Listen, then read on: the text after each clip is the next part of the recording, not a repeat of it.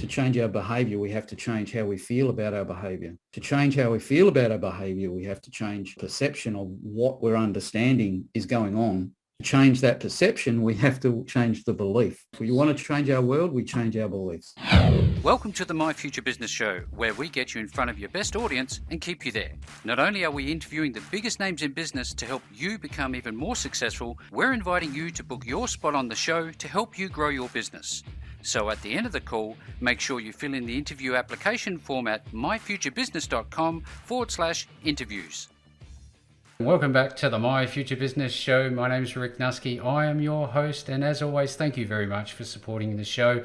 And if you're new here and this is your first time, you're in for a treat, especially on today's show, because I'm speaking with the wonderful Roddey McDonald. Welcome to the show, Roddey.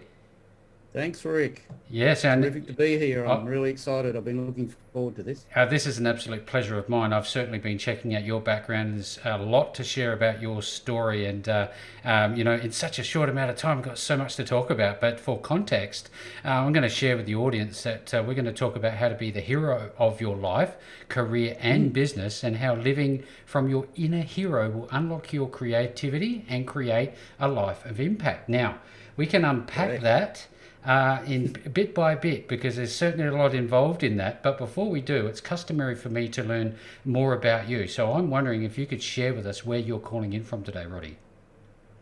Yeah, I'm calling from Western Australia. I'm in Perth. So it's like 40 degrees today. So I've just got out of the pool. That's a cool one. So what do you like about WA? Because I know, having been there a dozen or so times myself, that it is a beautiful part of the Australian territories. Yeah, look, what I love about it is just that it's so friendly, and we just love the weather over here. It's not as friendly as it used to be, because we're getting all the lovely people from the east that have just changed that little bit of a vibe. It was a bit like Adelaide in some ways, where it's like a bit more of a country town compared to the other big cities. Yeah, that's what you like to hear, isn't it? So are you a bit of a sports fan? Yeah, I love my football. I love my Aussie rules football, that is. Yes. Yeah. West Coast Eagles. Oh, yeah. Not too sure about that other mob on the other side. I'd actually live in the Dockers area. Oh, no. The training ground is not more than 2 minutes from my house. Fantastic. Yeah, so that's been home forever, or...? Yes, I was born here, grew up here. I spent some time travelling and living in Kuala Lumpur, in Malaysia for about 3 years. But I flying in backwards and forwards. But my residency was there in Kuala Lumpur. I love that time there. But in general and mostly, yes, here. Yeah, that's very tropical heat up there, isn't it? Yeah, it is. Yeah, had to get used to that one. I dropped a lot of weight when I was up there. Beautiful. Oh, we can always look. Sort of like found me again back here in Perth. So, well, look, at least life's treating you nicely. I'm wondering, before we jump into the core of the call, Roddey, if we can talk a little bit about what life was like for you when you were growing up. Wow, that's an interesting question. Grew up with my grandparents living with me. At different times. It come from a very humble background. Father was a foundry worker, carpenter by trade, ended up in a foundry. Mum was always looking after my cousins, so I grew up around a lot of cousins and a lot of and nephews at that time as well. A heap of boys in our family. I think going right through the family, you're probably maybe lucky to find about 4 or 5 girls. Oh, wow. As compared to about 30 to 40 guys. So yeah, wow. The McDonald name will live on forever. Forever and a day. As soon as you said foundry, that struck a chord with me. I spent many years in a metals foundry and, learning my trade. So that's some hard yakka. Oh, okay. Yeah, so you actually worked in it yourself? Absolutely. Yeah. I was an engineering patent maker.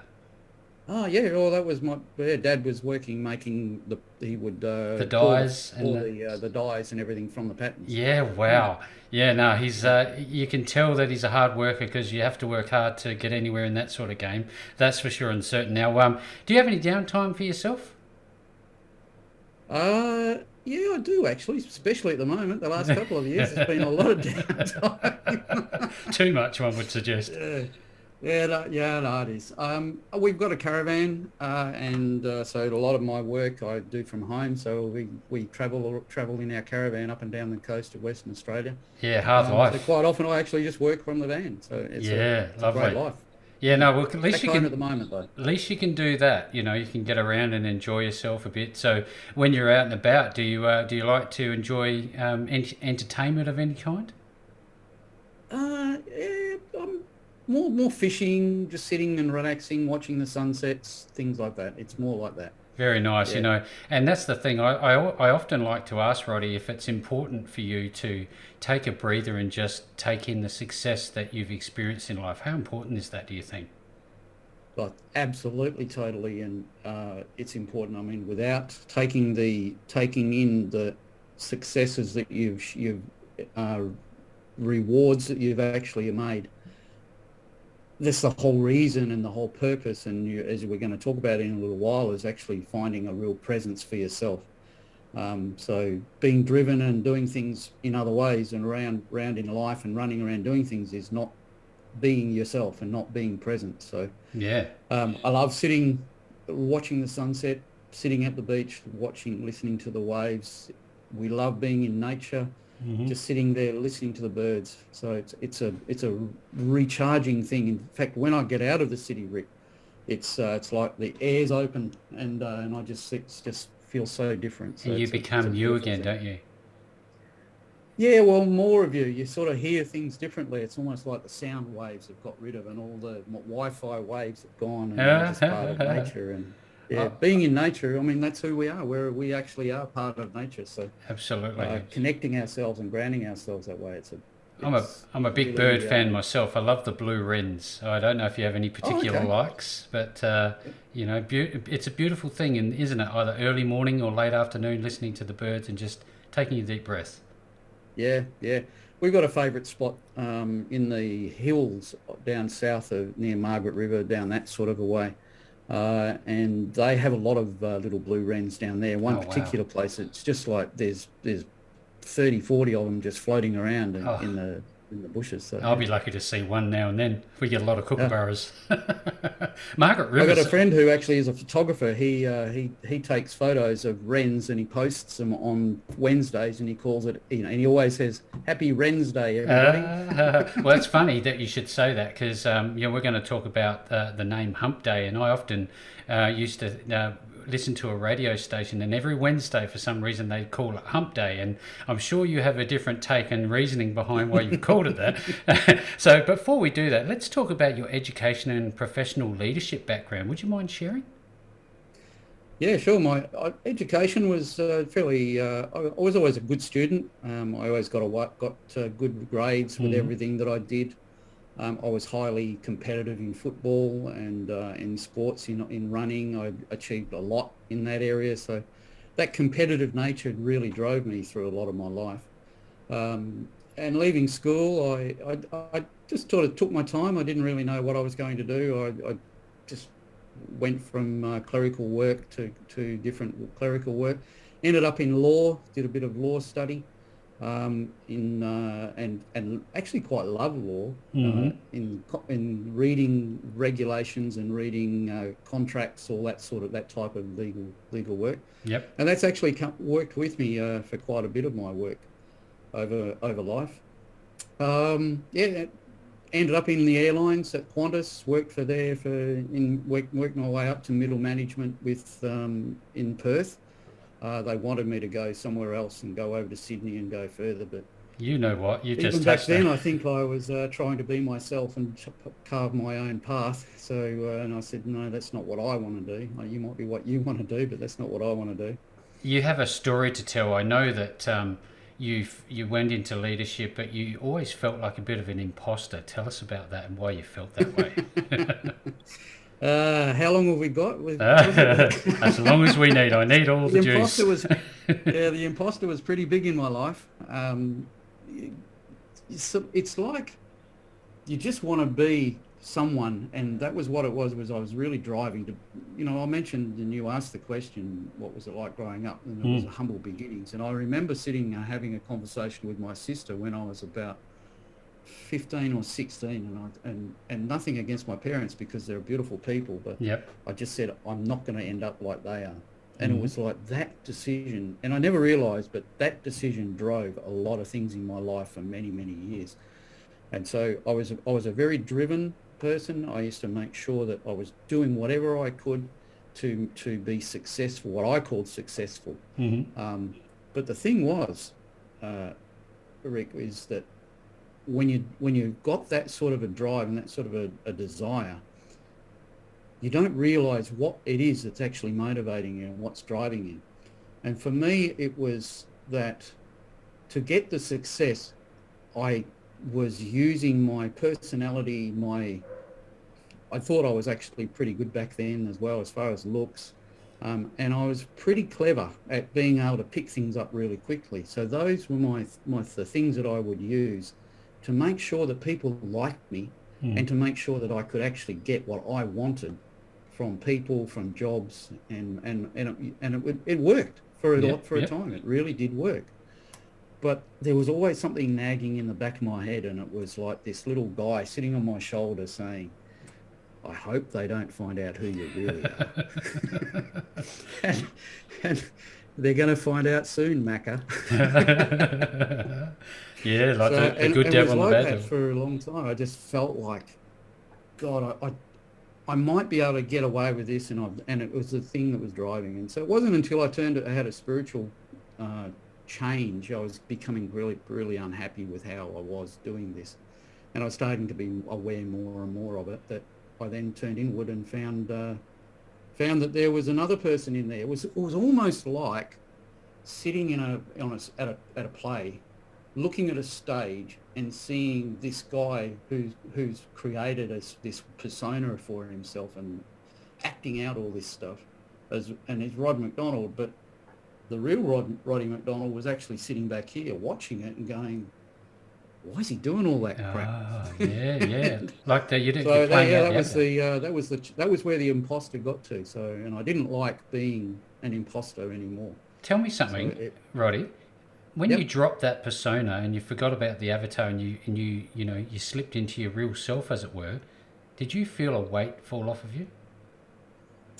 Not to start with. Mm-hmm. This is where the hero's journey starts coming into it, Rick, Right. because every hero goes. If you think of the superhero stories and that they come from humble beginnings usually, or they come from a beginning, and then they get some sort of a calling that they've got more to do and have more impact in their lives, and that's where I got to. But um, the the time comes when you know you got to do it, but you think what the costs are to going ahead and making these changes. Yeah. Will people like me anymore? That was a massive one for me. How will I get what I want? Will I be a person who doesn't have drive anymore? You know, all these things that I was just me. So yeah, in the end, the weight has dropped off. But to start with, no, not really. Not really. It Wow, was that's very actually scary. It was very scary for me to think if I make these changes. And this is where you see this, the heroes. This is why it's so real for me, because I watch these movies and I see the journey these heroes take, and it's just like that for all of us.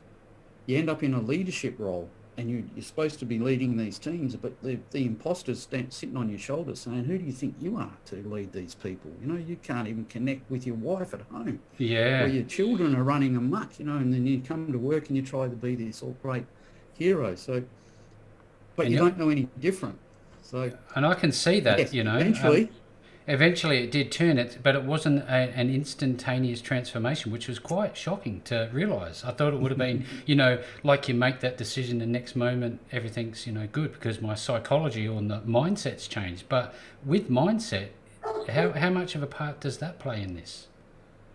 well, that's everything. It's the mind. The mind is where the powerhouse is. So we have three levels of mind. There's the conscious mind, where we make all our planning and all our decisions, and we do the things that we're going to do every day. Hmm. We do the planning and the goal setting from our conscious mind. Our subconscious mind is the powerhouse. Really, it's the driving force of our beliefs and what it is that we believe. So, and then we have our superconscious mind, which is that part of us that is all knowing. In fact, that's to me is where the hero really is actually connected to that part of us that is all knowing. But it's the subconscious mind that is where the beliefs that we have drive us. So growing up for me, I remember I said a little while back, I don't want to ever turn out like my parents. Yes. That was a belief that I embedded into my life. And that was the thing that drove me to do the things and make sure that everybody liked me, because I was never going to be like my parents. Yeah. I was not going to end up in that humble beginning.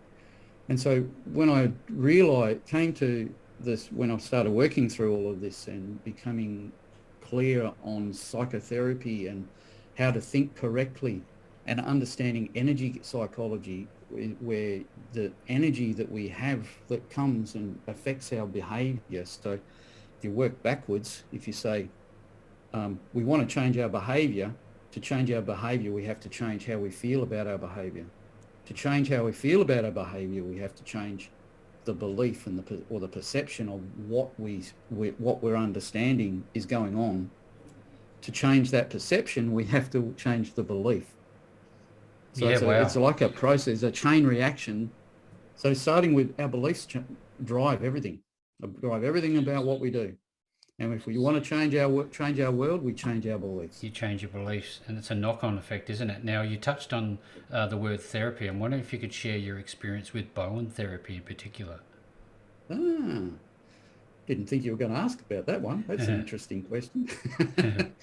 Well, I have a real firm belief, and it's from my experiences. My beliefs in this is that our bodies can heal itself in every area of its life. So our minds can heal our bodies.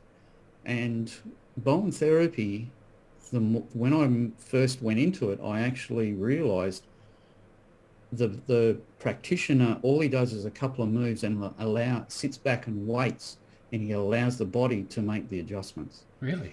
So if you don't know what Bowen therapy is, it's just a simple movement of the fascia. So we have our bones and the skeleton. Above that we have the muscles and all the tendons. But then above that we have the skin, and in between the skin and the muscles it's called fascia. Right. And so that's what Bowen therapy does. It actually just moves the fascia that creates an opening where the body can actually just heal itself. That is fascinating. It's an astounding practice. Yeah, absolutely. No, well, look, I've heard it before, but I've never really talked much about it because I really didn't understand it. So thank you for providing that little step of insight there. I wonder, we talked a little bit about this earlier, but where did the name Hump Day Heroes come from? Exactly that. Tell me, dude, when you were working, and even now, and even if there's the viewers, if you think about your week from Monday to Sunday, what day are you looking forward to the most? Yeah, well, I could lie and say it was Friday, but I reckon you're right, because I always did listen to the radio and go, yep, that's the measure of success. Yeah. I'm at the peak of the week. Yeah, everybody says it. We've just got to get through to the Hump Day.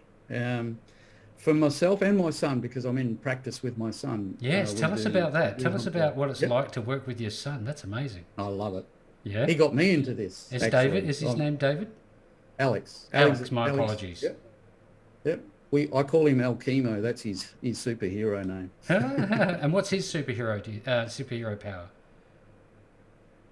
He's an amazing listener, and he has incredible insight. The things that he picks up and sees and is quite astounding. And his memory, oh my goodness, his memory is like nothing on earth. He was always a child who sat and did not. He was just very quiet, hardly heard boo out of him. And then later on, he'd ask questions, and you go, oh goodness, he was just sitting there playing with his toys. So he's an incredible listener. Has an incredible memory, and he has amazing insight. So, yeah, that's fantastic.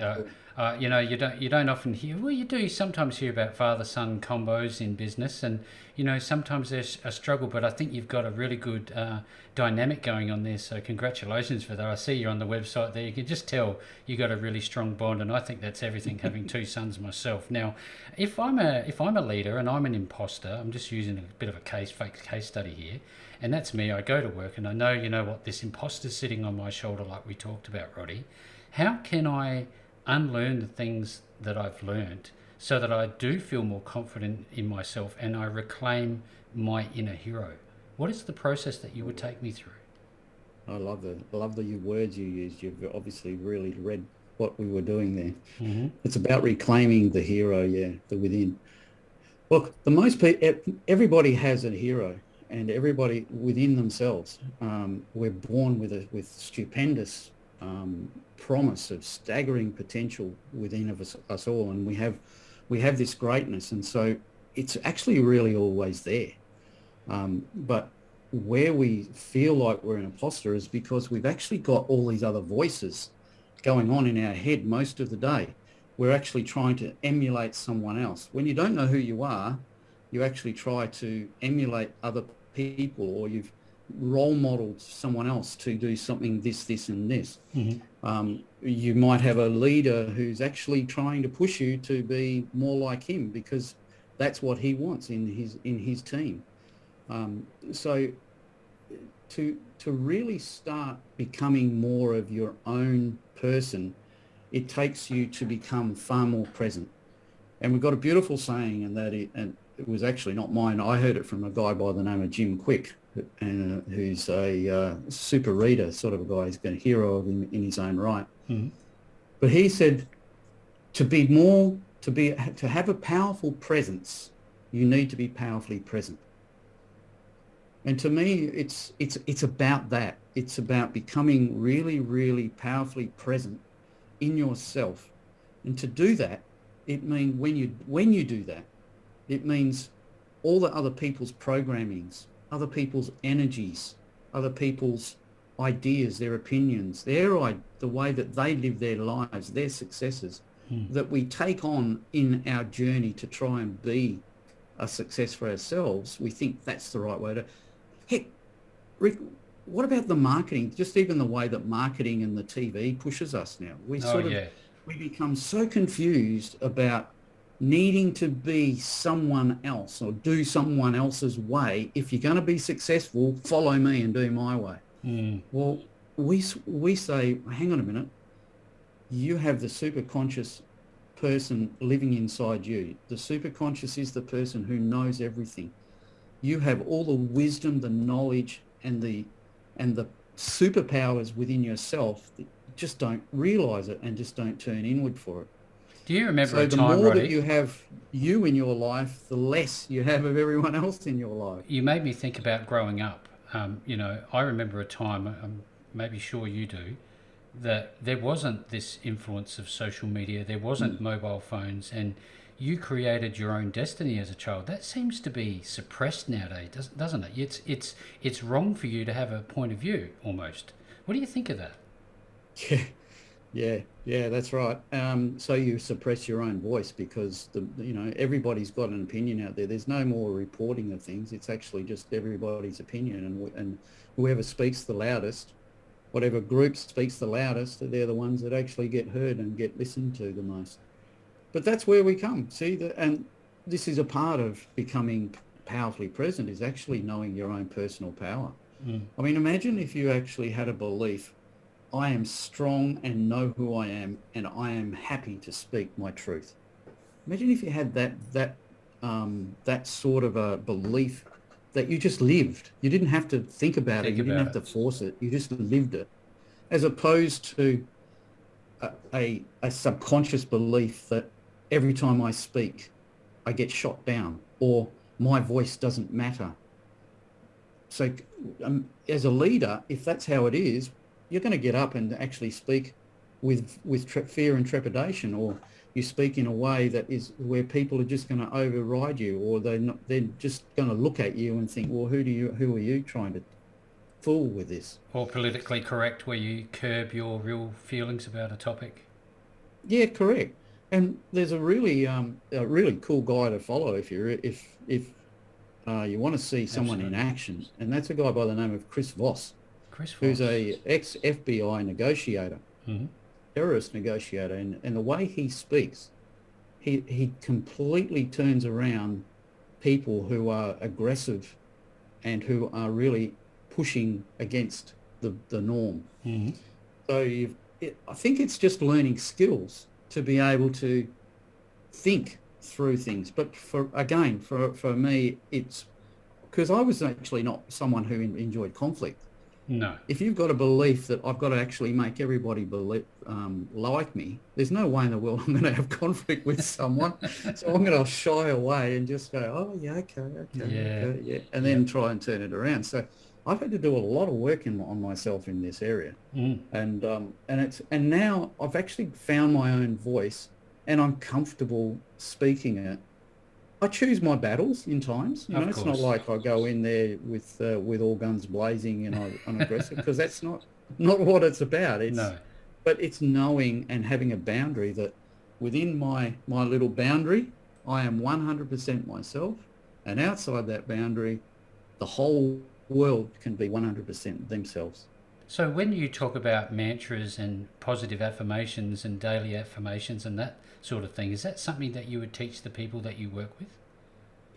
Yeah, well, it's a big part of it. Mm. We do use a process where we people become whole brained about. I don't know if you ever heard of a whole brained um, the whole brain dominance Mm. way of thinking. Yep. So what happens is when we have a situation, mum yells at us when we're a little kid a lot and says, "You naughty kid, you're always making me angry." Hmm. So all of a sudden, little Johnny feels like he's just not good enough, and he's the reason mum's always angry. So he takes that on board. By the way, that's shame. So we've just accepted shame from in a way, and believe it or not, we that belief that we're not good enough and that we're always to blame. Then, in fact, I've got a client that I've been working with, and he's going through exactly this. That he's brought all of that into his first marriage that's broken down, and Oh, he's wow. bringing it into his second marriage. So it's Deep anybody seated. who says that the subconscious doesn't remember anything, he remembers everything. Everything. Yeah. So what we do is bring and we bring the client into a place of being whole brained about how they viewed that situation, and then while they're in that whole brain situation, they then recite the new belief that they actually want. Yep. So it's a beautiful. It's very quick. It's very easy. Everybody got that sits through a session with us goes, wow, that was so simple and so easy. Yeah, Roddey, well, do you it find is. It's that? just getting to the root of it all that actually is the tricky bit for most people. I had a Asking question come themselves up. questions about why am I. I don't like doing this. Asking themselves questions about why am I doing this is always a good question. I had a thought come to my mind and I didn't want to let it go. Do you find yourself building actual friendship relationships and becoming more of an accountability partner in the work that you do? Yeah, well, I call it professional friendship. Yep. So we have a professional friendship with the people that we work with, and yes, we do, because we get to be we're the people who support them. We're the people who believe in them. I've got a lovely thing that I always tell the clients, Rick, is that whatever you're doing, it doesn't matter, because I'm only taking instructions from the future self that you've told me you want to be. Ah, And I listen to that person, not what you're telling me now. yeah, that So transformation. our role is just to listen, to help them through the quagmire, to find the reasons why they're getting stuck, and work through those reasons for being stuck, and hold the vision for them and believe in them even when they don't. So with this format, is that when you do your Reclaim Your Hero workshop? Is that your modus operandi?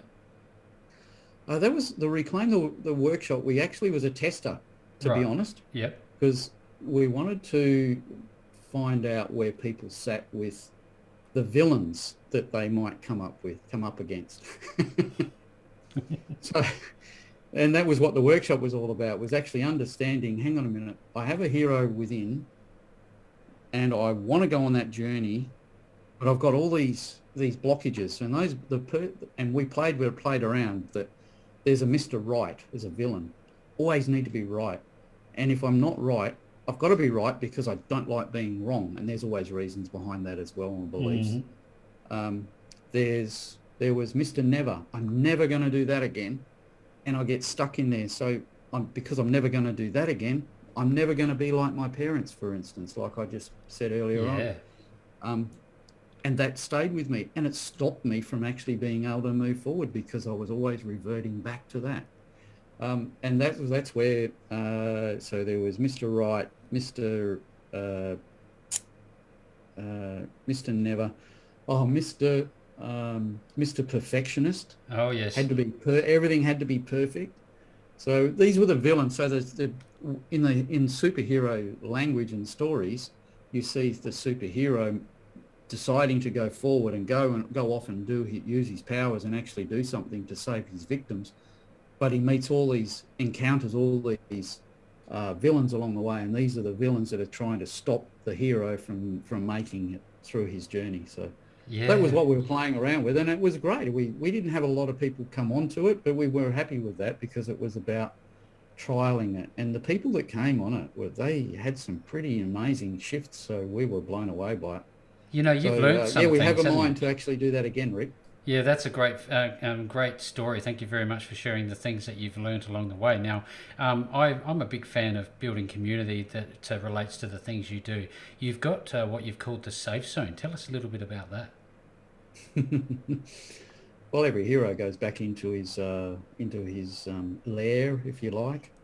But most times, if we go along when we're trying to be an individual and trying to do something that is for ourselves and who we are, we quite often feel like we're just going crazy. And that was my story, to be honest with you as well, was the journey that I was taking and going down was actually a journey of discovery and completely thinking differently to the way I'd already related to myself. And I had all my family around me were all saying, what are you doing? This is not right. You can't be doing it. Because when you change, it actually changes the people around you as well and how they relate to you. So we wanted to create a safe place where people could come and just get out their craziness, the crazy place. They wanted to where they can actually express how they're feeling about situations, and be a little bit vulnerable as well, because mostly you don't get a place to actually do that. No, you don't. It normally is, I'm really misunderstood. I'm trying to be this person, but I'm being misunderstood. And often it's misunderstanding for yourself as well, because you don't really know why you're wanting to do this, but at the same time, you're trying to achieve a goal, but you're getting stymied and you're getting blocked. And so we create that safe space where we can just work through those issues, the stuckness. Yep. And the energy, use the energy and the beliefs that we actually do and help you work through so that you can actually charge up and go back out to the world. That's fantastic. Getting over that hump. Yeah, that hump day thing, and that's where it all sort of ties back together. Now, given that we're at the pointy end of the call, just briefly share with us the Hump Day Heroes weekly show. Tell us about that. Yeah, it was Alex and I just wanted to start talking ourselves. We really didn't care whether anybody came on the show. It was just for us to get out. For ourselves, get it out of our heads and actually start speaking out what it was and what it is we're about and what we've learnt along our journey and why our journey is important. So it was about moving, who are we, speaking about who we are, speaking about how it is that we now relate in the world and how we now view the world. And so that's what it is. That's what it is. I love it. And then if people resonated with us, which it's been up and down, Yep. but we're still really keen to get that going again. We've been really undergoing a complete a focus since Christmas time. Yep. We haven't geared it back up again. We're about to. Excellent. So yeah, Well, putting look, together packages, putting Yep. together processes that we're going to, so that people can see exactly this is how you're going to go the journey from point A to point B, and this are the results you'll end up having. I love the energy. I love the energy of your call. I love the energy of you and Alex working together. It's magical. Now, most importantly, when people want to connect with you, they want to start talking with you, and they're asking for your help, where are they going to find you, and what is the process? Hump Day Heroes is the website, www.humpdayheroes.com.au. The emails are on there, or they can just call me direct. So it's as simple as that, really. Yep. Fantastic. Well, look, everybody who's on the show. I'm on LinkedIn. I'm on Facebook. Roddey McDonald on Facebook, and I'm on Roddey F McDonald on LinkedIn. Beautiful. Absolutely going to make sure, Roddey, that all of those links back to you and Alex are on the website below this post, no matter where you find this. For anybody who's listening today, what a great call this has been. You definitely want to go down to humpdayheroes.com.au, touch base with Roddey and his wonderful son, Alex. They're doing some great work. They're just about to ramp things up. And with all that being said, Roddey, I've had a fantastic time talking with you. Thank you so very much for joining me on the show today. Mate, you're a hero in your own right with the way you ask the questions. You're a really cool guy. Thanks very much, Roddey. Okay, cheers. Bye. Thanks for joining us today. If you enjoyed the call, then make sure to subscribe, leave a comment, share us with your friends, and book your spot on the show at myfuturebusiness.com/interviews. And if you're looking for solutions that will help grow your business, then visit myfuturebusiness.com/shop.